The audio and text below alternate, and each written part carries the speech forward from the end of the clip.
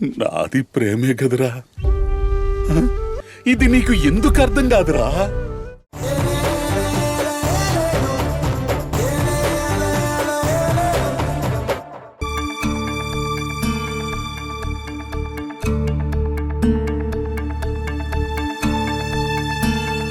మధునా? అవును, మధు ఈ ఇంటి పెద్ద కోడలు.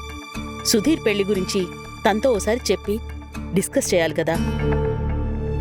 పెద్ద కోడలికి తెలియకుండా ఇంట్లో శుభకార్యం గురించి నిర్ణయాలు తీసుకుంటే బాగోదు. తను హర్ట్ అవ్వచ్చు. ఆవిడ హర్ట్ అవడానికే ఉంది. ఇది మన సుధీర్ పెళ్లి. తల్లిదండ్రులుగా మీరు నిర్ణయం తీసుకోవాలి, ఇంటి పెద్దలు చూసుకోవాలి. అన్నదమ్ములు మాట్లాడుకుని సరే అనుకుంటే చేసేయడమే.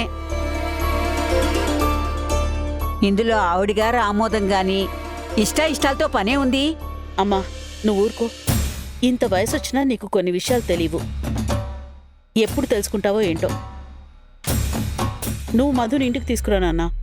ఏముందమ్మా, నువ్వే ఫోన్ చేసి మాట్లాడితే సరిపోద్ది కదా. ఇలాంటి విషయాలు ఫోన్లో మాట్లాడడం ఏం బాగుంటుంది. పైగా అమ్మాయి వెళ్ళిన దగ్గర నుంచి ఇంతవరకు ఇంటికి రాలేదు. నాకు తనను చూడాలనుంది. ఓసారి ఇంటికి రమ్మని చెప్పు. లేదమ్మా, తనకి ఆఫీసు, ఆ ఇంట్లో గొడవలు వీటితోనే సరిపోద్ది. తనకి రావడానికి వీలవుతుందో లేదో నువ్వు ఫోన్ చేసి మాట్లాడేస్తే బెటర్. నందు, నాకొక నిజం చెప్పు. ఏంటమ్మా? నువ్వెందుకు మధుని తీసుకురమ్మంటే ఇబ్బంది ఫీల్ అవుతున్నావు? అదేం లేదమ్మా, ఇబ్బంది ఏముంది? నథింగ్. తనకి ఇబ్బందిగా ఉంటుందని చెప్తున్నా. లేదు, మధు విషయం నీతో డిస్కస్ చేసినప్పుడల్లా తెలియని ఇబ్బంది ఫీల్ అవుతున్నావు. నీకు తనకి ఏమైనా ఇష్యూస్ ఉన్నాయా? చిచి, ఎందుకలా అనుకుంటున్నావమ్మా? మేం బానే ఉన్నాం. అలాంటివేం మనసులో పెట్టుకోకు. ఏ ప్రాబ్లం లేకపోతే సంతోషమే. ఈవినింగ్ తప్పకుండా మధుని ఇంటికి తీసుకురా. అలాగే అమ్మా. నీకేమైనా మతిపోయిందా? ఈ కొన్ని రోజులు దాని మొహం చూడకుండా ఇంట్లో కాస్త ప్రశాంతంగా ఉన్నా. మళ్ళీ దాన్ని పిలుస్తావా ఇంటికి? వెళ్ళిన దాన్ని పర్మనెంట్గా రాకుండా ఎలా చేయడమా అని నేను ఆలోచిస్తుంటే నువ్వు దాన్ని పిలిచి పేనుకు పెత్తనం ఇచ్చినట్టు పెళ్లి గురించి దాంతో మాట్లాడాలి అంటావా? అయినా దాని పెత్తనమేంటి ఇక్కడ? అమ్మా, నీకు బుర్రుండే మాట్లాడుతున్నావా? ఈ పెళ్లి గురించి నేను దాంతో చెప్పేదేంటి, చేసేదేంటి? ఇది నా కొడుకు పెళ్లి. నేను దాన్ని ఇక్కడికి రమ్మడానికి వేరే కారణం ఉంది. ఏంటి? నిన్న రాత్రి ఫోన్ చేసిన దగ్గర నుంచి నా అనుమానం ఇంకా బలపడిపోయింది. వాడి ఫోన్ కూడా తీయని మధు నా ఫోన్ తీసింది. తర్వాత ఫోన్లో మాట్లాడేటప్పుడు నానా తంటాలు పడి ఇద్దరూ ఏదో మేనేజ్ చేశారు. వీడితో ఏదో దానికి పెద్ద గొడవే అయినట్టుంది. అందుకే మధు వెళ్ళిన దగ్గర నుంచి నాతో కూడా సరిగ్గా మాట్లాడడం లేదు. ఇంటి వైపు అసలు రావడం లేదు.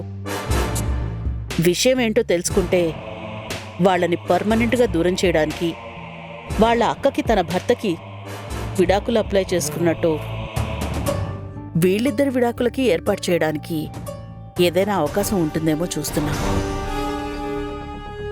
అది రాని. ఓ, అదే నీ ఆలోచన? కానీ మనకు కావాల్సింది కూడా అదే.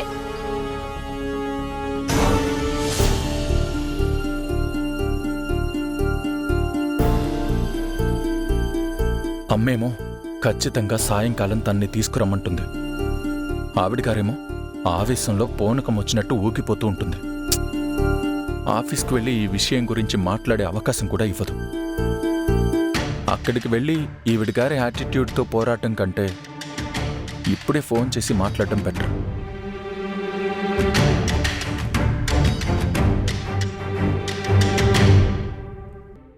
ఈవిడగారు నా నెంబర్ని బ్లాక్ చేసిందో అన్బ్లాక్ చేసిందో.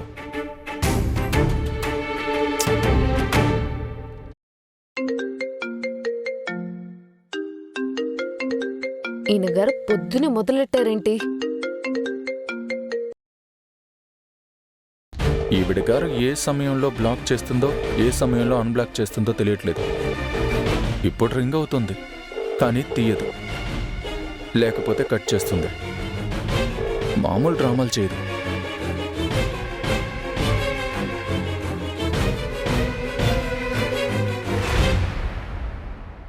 చెప్పానుగా, తీయదు అంత త్వరగా. వదులుతానా?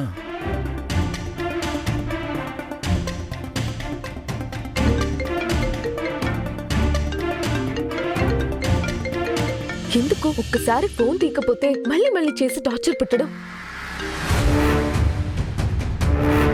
కాల్ కట్ చేస్తుందా?